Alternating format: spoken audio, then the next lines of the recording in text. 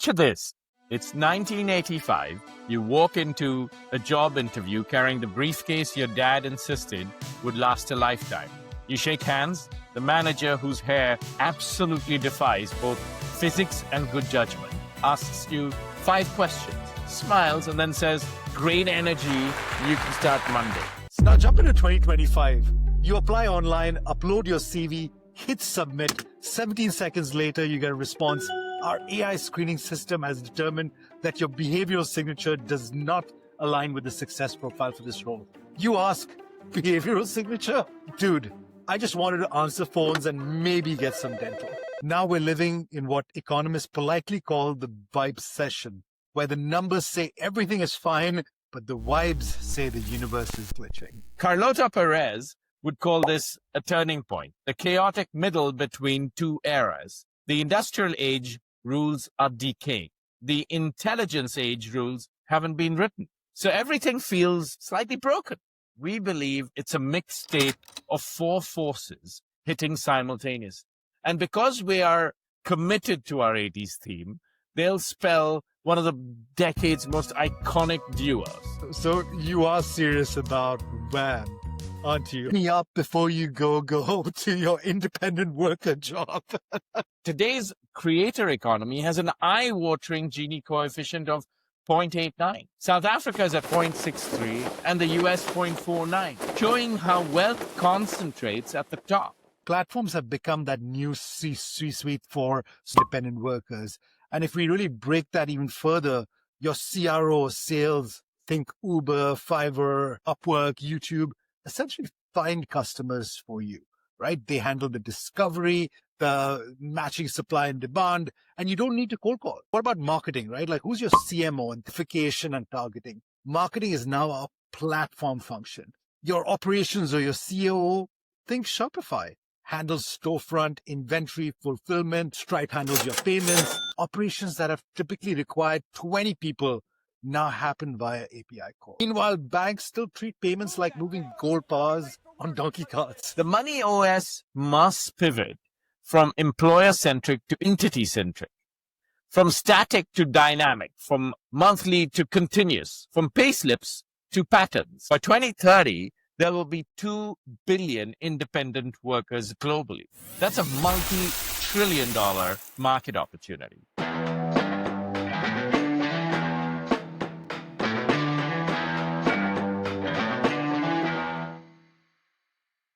Welcome back to A2Z Fintech, where we decode finance, tech, people, and power. So you don't have to pretend you skimmed that 110-page McKinsey deck on your commute. I'm Aman. And I'm Zubin, your friendly fintech provocateurs, still recovering from my daughter asking me if cassette tapes were like square iPods for old people. You know, Aman, back then the vibes were simpler. Now we're living in what economists politely call the Vibe-cession, where the numbers say everything is fine, but the vibes say the universe is glitching. Carlota Perez would call this a turning point, the chaotic middle between two eras. The industrial age rules are decaying.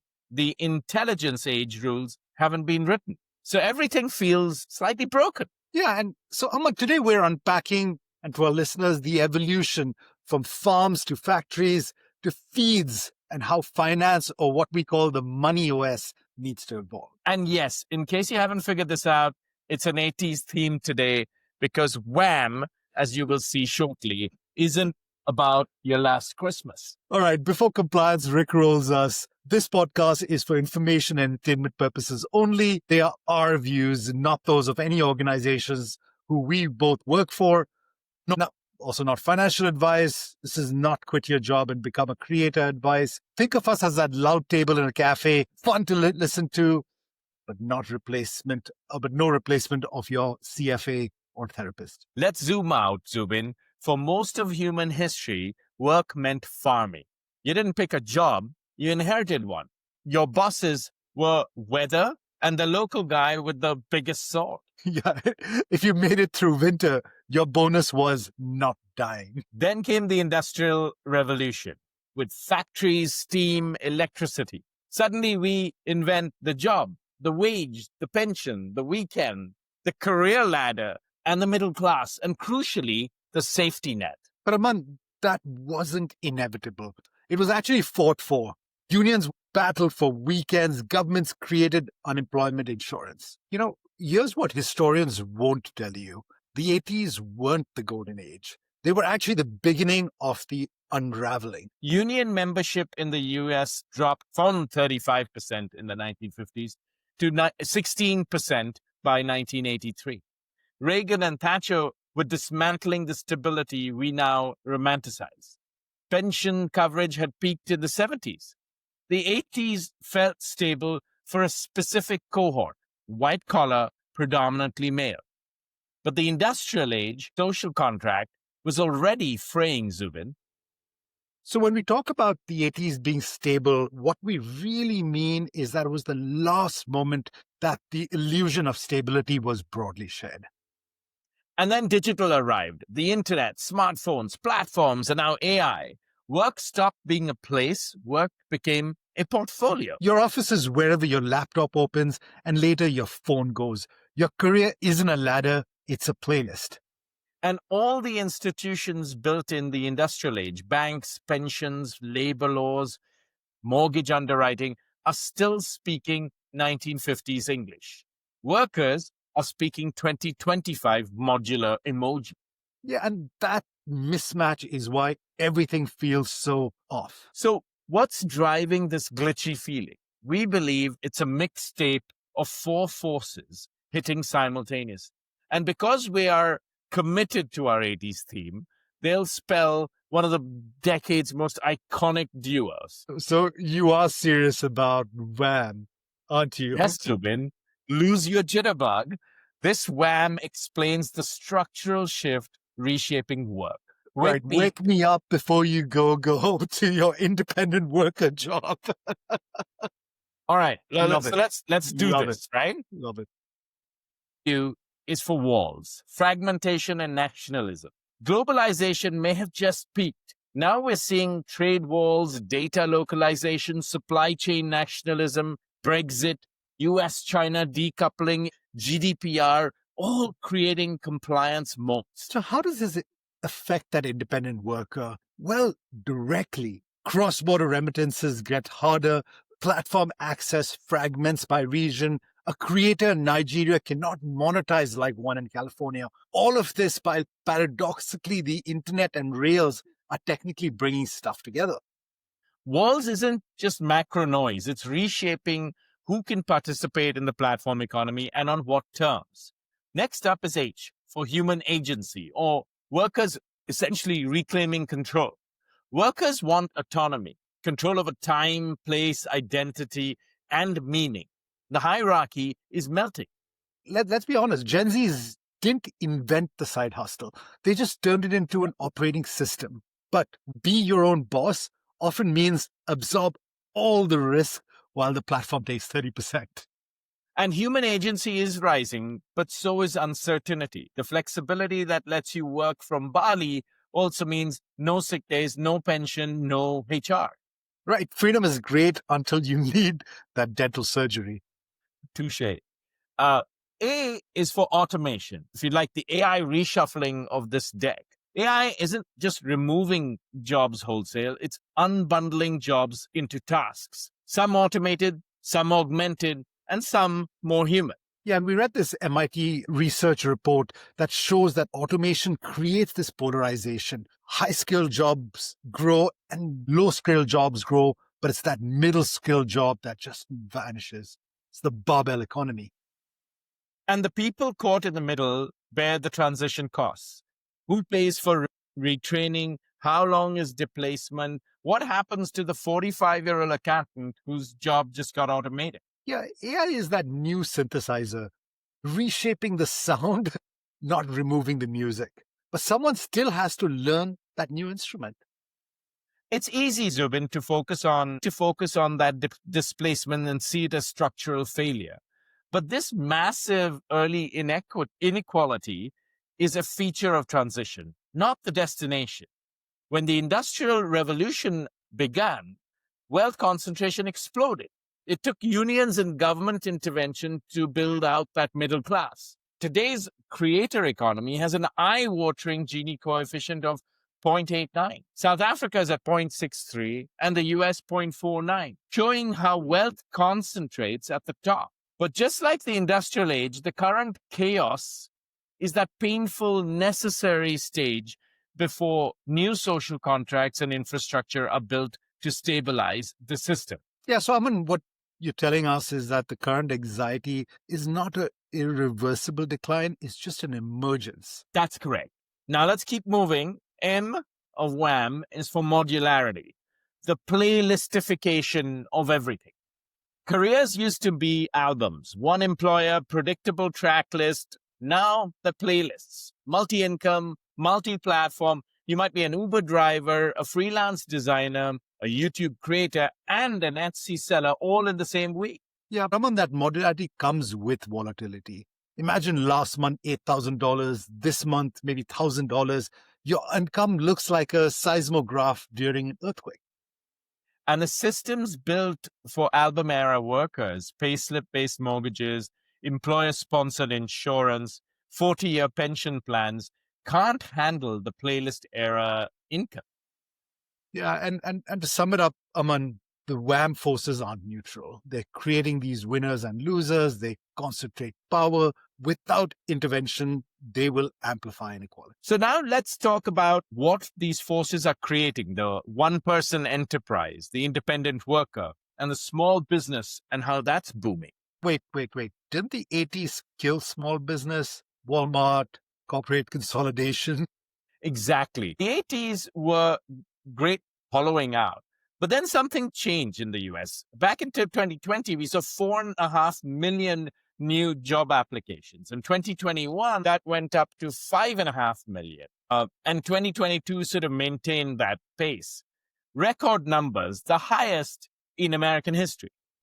Someone 2020, what was driving this? Well, COVID to some extent was an accelerant, but oh, wow, I wish I more could forget those fundamental. years. Sorry? I totally wish I could forget those years. Yeah. Well, yeah, you and me. But I mean, as we were saying, COVID to some extent was an accelerant, but more fundamentally, it was three things. First was platforms lowering barriers. You don't need a storefront or a warehouse. Shopify is your store, GCP, AWS, Azure is your infrastructure. Second is that remote work normalized solo operating or independent work. And then three was the great resignation, was really the great reevaluation. Millions said no to Zoom meetings about Q3 roadmaps. Yeah, and that's just in the US, right? What about other massive democracies in the world? I don't know, India maybe as an example. Yeah, so India, good point, over 63 million MSMEs, that's micro, small, and medium enterprises. They contribute 30% of the GDP and employ over 110 million, but only 14% of them have access to formal credit. Massive underserved market growing fast with UPI and Aadhaar and the whole digital public infrastructure, enabling micro entrepreneurs everywhere. That's wild. And really opens up the one-person enterprise. But what is that exactly? Someone running what looks operationally like a full company, but it's just them. A YouTuber with 500,000 subscribers is essentially a media company. A freelance developer with 10 repeat clients is a consultancy. They have expenses, they have revenue, they have cash flows, they have growth projections, but no employees. So the tools that required 50 people can now be wielded by one person with the right stack. There are already YouTubers earning like staggering numbers, like that 10 to 20 million annually. Newsletter writers with subscribers earning in the millions. These people aren't self-employed traditionally. They're enterprises, one-person corporations. An inspiration for podcasters like you and me. But soon to be millionaires. No. Yeah, soon. Exactly. Coming soon. Too soon. Thanks for your support. But we need to understand the nature of this transition. And Zubin, I got another framework named after the epic Madonna. It's a blueprint for reinvention, just like her. Era 1 of 3 was what I call the material world shift. In the next 60% of US jobs were manual labor. Today, it's under 10%. Add to that, McKinsey estimates that 50% of these tasks can be automated by 2030. The move from wrench to spreadsheet to prompt is on. Era 2, let's call that the like a prayer collaboration. Remote work has jumped from 5% to 60% overnight, accelerated by COVID, as we discussed. We're not going back. Regardless of RTW mandates, we've settled into a hybrid moving towards ambient work with continuous asynchronous global employees. And then lastly, era 3 or Vogue adaptation, the barbell we talked about. Here's the uncomfortable truth, Zubin. The creator economy, top 1% earn about 80% of the revenue. The bottom 90% earn just $1,000 annually. That's crazy, Aman. So why doesn't this terrify us? Well, because there's precedent. The Industrial Revolution had exactly the same pattern. Massive early inequality before stabilization. When factories emerged, wealth concentration exploded. The unions then organized, governments regulated, and safety nets were built. The middle class emerged. So what you're saying is this inequality is a feature of transition, not the destination. Yes. And we're kind of in this chaotic early phase. The gap should narrow if we build the right infrastructure, if platforms evolve, if regulation protects workers, if financial services adapt. Now, let's talk about what's enabling these one-person enterprises, Zubin. The secret is you're not alone. You have a team, but it's predominantly digital tools for now with agents. We've covered that before as we develop, agentic AI. Yeah, and let's break this down, right? Like platforms have become that new C-suite for solo workers or independent workers. And if we really break that even further, your CRO, sales, think Uber, Fiverr, Upwork, YouTube, essentially find customers for you, right? They handle the discovery, the matching supply and demand, and you don't need to cold call. These platforms are your sales force. That's sales. What about marketing, right? Like who's your CMO? And think about Instagram, TikTok, even your LinkedIn handles as we do it. Handle the distribution, amplification, and targeting. Marketing is now a platform function. Your operations or your COO, think Shopify, handles storefront, inventory, fulfillment, or Amazon's FBO manages your warehouses. Stripe handles your payments. Operations that have typically required 20 people now happen via API calls. Let's not forget tech. Your CTO, this is your AWS, your Google Cloud, provides compute, storage, databases. A solo developer doesn't need to buy servers. They just spin up cloud instances. And then HR, right? Like your CHRO.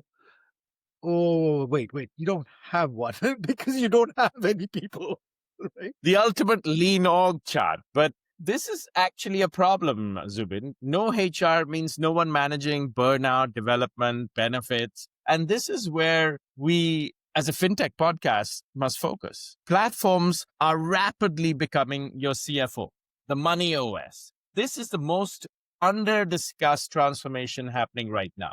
Uber isn't just a ride-hailing app, it's payroll, paying you multiple times a day. It's your treasury managing when you get paid. It's your cash flow management system with instant payment. And it's your tax advisor processing 1099s for you. It also helps you with dynamic pricing. Think surge pricing equals bonus compensation. Shopify, we talked about, isn't just storefront. It's a payments infrastructure, working capital with Shopify Capital, FX management, business intelligence, and revenue forecasting. Let's take YouTube. That isn't just a video platform. It's a monetization engine with revenue diversification and analytics and payout management. Right, platforms are becoming full-stack financial operating systems for millions of independent workers. They're not competing with banks. They're essentially becoming the bank. Or more precisely, they're becoming the CFO layer, Zubin. The banks are becoming the regulated infrastructure underneath them. True. But platforms optimize for their interests, not the workers' interest. Uber wants you to drive more. YouTube wants you to post more. They're not necessarily optimizing for your financial health or your long-term security. And frankly, if there is a better option like driverless, they will swap you out without thinking twice. Which is why the world needs, and this is big and really important, an independent money OS. Financial infrastructure that works for workers, not for platforms. So what do platform workers, these one-person enterprises, actually need? Aman, you and I have talked about these 5 financial primitives, the building blocks of the new money OS. In the industrial age, if the industrial age was the past and the intelligence age is the present, then the current financial system is like the DeLorean only running on plutonium. It was great in 1985, but we need that Mr. Fusion upgrade, something that runs on modern volatility. We need infrastructure that is simply the best through financial infrastructure. Tina references, keeping the 80s alive. So the 5 primitives we discussed are the ability to see your money, move your money, borrow money, and then grow and protect your money. Let me take a shot at explaining the first, seeing your money. This is about real-time multi-stream visibility. This is more than viewing your balance or transaction. Traditional banking gives you a monthly PDF or statement, but platform workers earn continuously from Uber, Etsy, YouTube, Patreon, name it. They need unified real-time visibility across all income streams, portable across platforms. That's right, Aman. And right now, if you're earning from, let's say, 5 platforms, you're probably manually tracking 5 dashboards, maybe 3 payment processors, and praying your spreadsheets, assuming you have one, doesn't get corrupted. And zero ability to forecast. Will I earn 3,000, 7,000 next month? You genuinely don't know. You can't plan rent, groceries, or even your health insurance. What workers need is a unified financial OS that allows you to see all of your money in one place in real time with predictive insights. Right.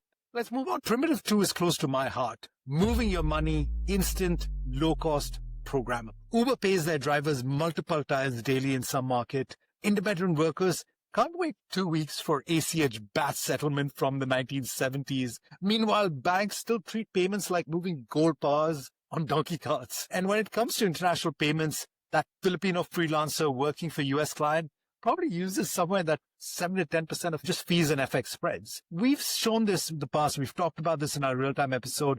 Brazil's Pix processes payments in 10 seconds, 24/7 and free. India's UPI handles billions monthly with near zero friction. Real-time rails exist. Banks just need to use them better and more interoperably. And we haven't even touched about programmable money. Now imagine there was a handyman buying materials, and imagine they had this smart contract that's essentially pulled funds directly from the client's escrow account. So he pays absolutely zero out of pocket. The moment the job ends, his income instantly splits between tax, insurance, and any profits get deposited into their bank. He drives home with his accounting finished before even the engine starts. In short, moving money needs to be instant, low cost, programmable, that matches how you actually earn. Okay, primitive 3, borrowing money or underwriting for volatility. This is where the system, I think, Zubin, really most dramatically fails. Traditional lending asks for payslips. Platform workers have volatility. I'll give you an example. Meet Divya, a YouTuber, 400,000 subscribers, earns about 180 grand last year across AdSense, sponsorships, Patreon. 3 years of consistent growth, and she wants to buy an apartment. The bank says, do you have a W-2? Divya says, I have an analytics dashboard that shows you 3 years of audience growth and revenue. Bank says, we don't underwrite dashboards. The unbankable millionaire moment. The algo says you're a star. The bank says you're invisible. Banks must move from income history to cash flow underwriting. Use platform data, subscriber behavior, client retention, and project pipelines. Price for volatility. Don't pretend it doesn't exist. A creator's payslip is their analytics dashboard. A gig or independent worker's creditworthiness is their earnings patterns across platforms over time. The new economy needs new credit underwriting rules that understand portfolios, volatility, and multi-platform income.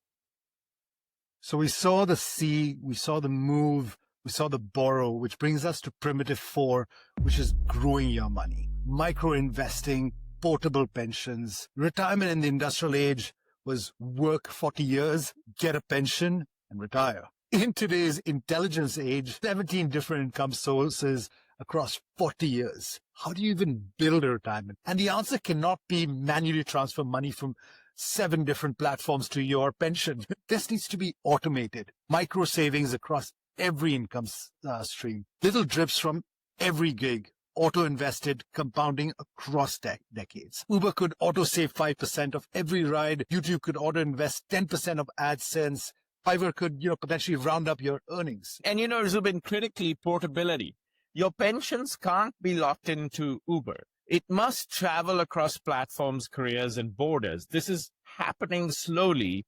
I've been a board advisor to a micro pensions platform called Pinbox for over 4 years. And we're really starting to see the green shoots around this. Singapore is testing, for example, gig economy contributions. France has mandated platform contributions, and the UK is exploring auto-enrollment for platform workers. The future pension contribution isn't monthly, it's continuous. Right, and that brings us to primitive number 5, which is protecting your money. Insurance for algorithmic risk. Now, if your boss is an algo, you need algorithmic insurance. Income protection looks completely different. And let's play that out, right? Like you need income smoothing, which is essentially buffer for volatile months. You need, potentially platform failure insurance. What happens if YouTube suddenly demonetizes your channel, right? Like now what? You need health coverage that is not tied to one employer. You need algorithmic error protection. What happens if the system miscalculates your pay? And then finally, it's disability coverages that understand multiple income sources, on-demand insurance, parametric triggers, peer-pooled coverage, slice offer per ride insurance, collective pools, freelancers for, group health potentially. Absolutely, Z. Imagine your income drops 40% for 2 consecutive months. Automatic income smoothing insurance covers 50% of that gap for 6 months while you rebuild. Or you're a YouTuber and YouTube changes its algo and your views drop by 60%. Platform failure insurance compensates you for 3 months while you diversify. Aman, while we were prepping for this, one of the things we talked about was parametric insurance already works for weather in agriculture, right? Think of smart contracts can trigger payouts based on verifiable data. And so to sum it up, that's the 5th primitive, right? Protection that matches algorithmically managed multi-platform work. So shifting gears, here's the core issue, Zubin. The money OS was built for individuals and large employers, the historic one. Everything flows from employment. Your bank account, health insurance, pension, credit scores, even your mortgage eligibility. Yeah, maddening, right? And in the world where independent workers have multiple income sources, no single employer, and careers that potentially even look like just stock charts, that system is structurally obsolete. The money OS must pivot from employer-centric to individual, or even entity-centric. From static to dynamic, from monthly to continuous, from payslips to patterns. You know what, Aman, and we've talked a lot about banks, and to us, the banks that do evolve will evolve from being just deposit vaults to identity engines. Instant powering entities at scale, from that rigid underwriting to behavioral lending, from employer-linked benefits to worker-linked benefits, and potentially from monthly statements to real-time life graphs. The banks that win will say, we see your multi-platform income. We understand your volatility. We're smoothing out your cash flow, growing your wealth, protecting your downside. And that's not charity.